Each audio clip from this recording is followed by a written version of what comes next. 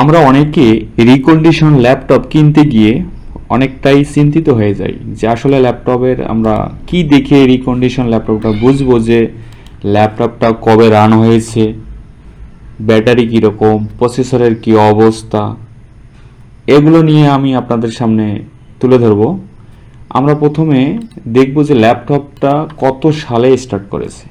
তো সেক্ষেত্রে আমরা কি করব, আমরা উইন্ডোজ বাটন চাপ দিয়ে আর বাটন চাপ দেব। চাপ দেওয়ার পরে এরকম আমাদের রান অপশন আসবে। এখানে আমরা লিখব MS-INFO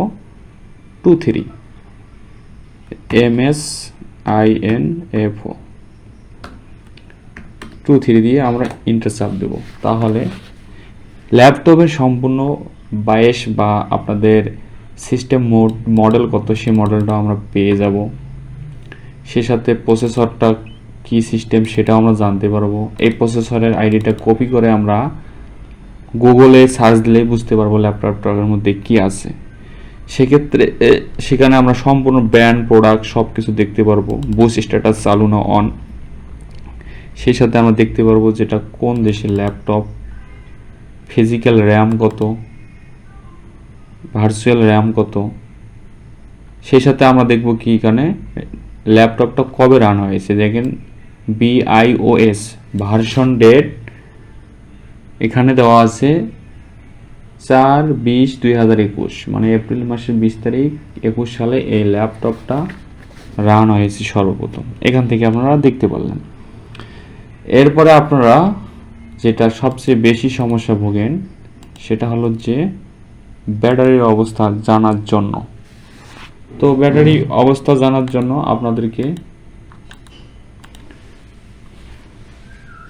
উইন্ডোজ বাটন ক্লিক করে এক্স বাটন ক্লিক করতে হবে। উইন্ডো এক্স করার পর এখানে দেখতে হবে উইন্ডোজ পাওয়ার হেল্প অ্যাডমিন, এখানে ক্লিক করতে হবে। ক্লিক করার পর আপনি এখানে টাইপ করবেন জাস্ট পাওয়ার CFG POWER পাওয়ার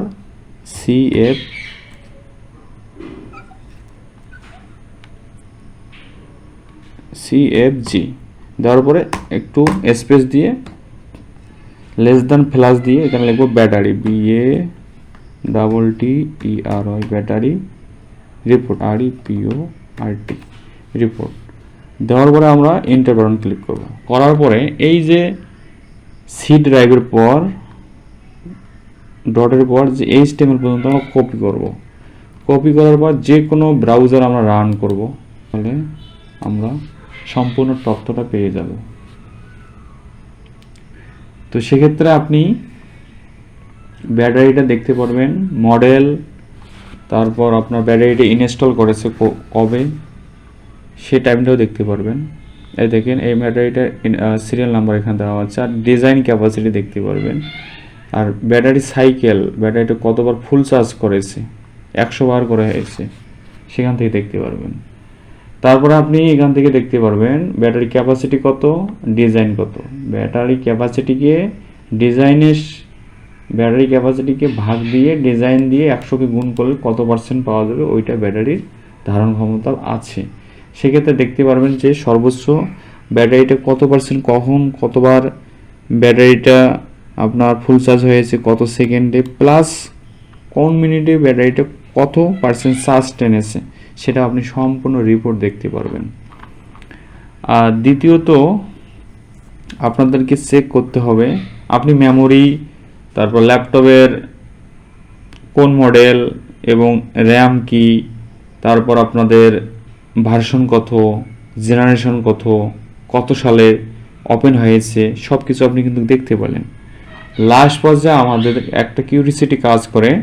সেই কিউরিসিটিটা হলো কি, যে আমাদের প্রসেসরটা কি। তা প্রসেসরটা জানানোর জন্য আমাদেরকে কাজ করতে হবে Ctrl+Shift একবারে বাটন ক্লিক করে ESC চাপ দিবেন। দেওয়ার পরে এরকম অপশন আসবে, ট্যাক্স ম্যানেজ অন্য সেটিং থেকে ম্যানেজ করতে পারবেন। করার পরে এখানে দেওয়া আছে যে প্রসেসরে ক্লিক করলে এটাই অবস্থা। পারফরমেন্সে ক্লিক করবেন। পারফরমেন্সে ক্লিক করার পর এই সিপিইউর অবস্থা দেখবেন যে একটা ল্যাপটপ সাধারণ অবস্থায় সিপিইউ 10 থেকে 30 পর্যন্ত থাকে স্বাভাবিক অবস্থায়। আপনি ইউটিউবে যদি ছোটো গান শোনেন তাহলে এই সিপিইউটা দেখবেন যে আপনার সিপিইউর যে পার্সেন্টেজটা আপনার 30 যাচ্ছে, আবার 20 নামতেছে। তো সেক্ষেত্রে যত ভারী সফটওয়্যার ইনস্টল করবেন এই সিপিইউর কার্যক্ষমতা আরও বেড়ে যাবে। আর যদি কখনো সিপিইউ মার খেয়ে থাকে দেখা যাবে যে যেটা সাধারণত ল্যাপটপটা রান থাকা অবস্থায় এটা 20 থেকে, এই যে সিপিইউর ডিজাইনটা 36 থেকে 100 হচ্ছে বা 80 হচ্ছে, 80-র উপরে সবসময় যাবে। তখন জানতে হবে আপনার ল্যাপটপটা সিপিইউ অনেক দুর্বল, সেক্ষেত্রে ডিপেন্ডিং করে ল্যাপটপ চুজ করবেন, তার সাথে কোরাই মডেল লেখা থাকবে। আর দ্বিতীয়ত হলো যে এখান থেকে মেমোরিও দেখা যাচ্ছে, ডিস্কও দেখা যাচ্ছে, ডিস্কের কাজ কতটুকু, ওয়াইফাই থেকে শুরু করে যাবতীয় এখানে পারফরমেন্সগুলো দেখা যাবে। আর দ্বিতীয়ত হলো আমাদের আরেকটা বাকি আছে, সেটা আমাদের এই ল্যাপটপটা কতটা টেম্পারেচার দিচ্ছে বা কুলিং ফ্যান ঠিক আছে কি না, এটার জন্য ভিতর তো খুলে, হ্যাঁ রিকন্ডিশন ল্যাপটপ আপনার ব্যাটারি খুলে দেখা দেয়, মানে দোকানেই দেখাইতে দেয়, কিন্তু আপনার দেখা যাচ্ছে যে যখন আপনার খুলতে দেবে না তখন কি করবেন, আপনি কোর টেম নামে একটা সফটওয়্যার আছে, এটাকে ইনস্টল করবেন। করার পরে আপনি ব্যাটারির যাবতীয় কার্যক্রম দেখতে পারবেন। আছে এটাতে আপনি দেখবেন আপনার এই সব ল্যাপটপটা এখানে মডেল দেখাবে, সেই সাথে আপনার কয়টা কোর আছে, কোর যত বেশি থাকবে, থ্রেড যত বেশি থাকবে, সে সিপিইউর কাজ বেশি। এই যে ডিটিপি যত বেশি থাকবে, সাধারণত মিডিয়াম কোয়ালিটির ল্যাপটপদের ডিপিটি 15 ওয়াটের হয়। হাই পারফরমেন্স বা গেমিং ল্যাপটপ, ভারী সফটওয়্যারের জন্য কাজ করার জন্য এই ল্যাপটপগুলো আপনার 35, 40, 45, 50 প্লাস বা প্লাস মাইনাস হয়ে থাকে। তো সেক্ষেত্রে আপনার হাই পারফরমেন্স ল্যাপটপগুলো বেশিরভাগ 35-এর উপরে থাকে।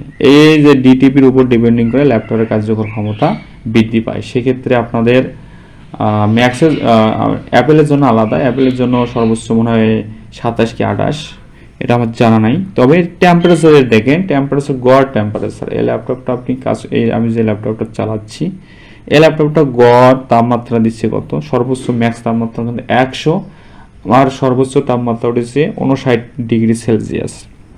এখান থেকে আপনি দেখতে পারবেন যে কি অবস্থা। সাধারণত অবস্থায় এই ল্যাপটপের যে আপনার লোডিং ক্ষমতাগুলো 30, 35, 25 পর্যন্ত থাকে। যখন আপনি দেখতে পারবেন যে তাপমাত্রাটা আপনার অলওয়েজ 50-এর উপরে থাকে বা 60-এর অবস্থা থাকে, তাহলে প্রথমে হয়তো আপনার ল্যাপটপের কুলিং ফ্যান ফ্রিলি ঘুরতেছে না, সেক্ষেত্রে আপনারা দেখবেন। অথবা কুলিং প্যাডের পেস্টও থাকে, পেস্টও দেখতে পারেন যে শুকিয়ে গিয়েছে কিনা, অথবা জেল। তো এই ছিল আমার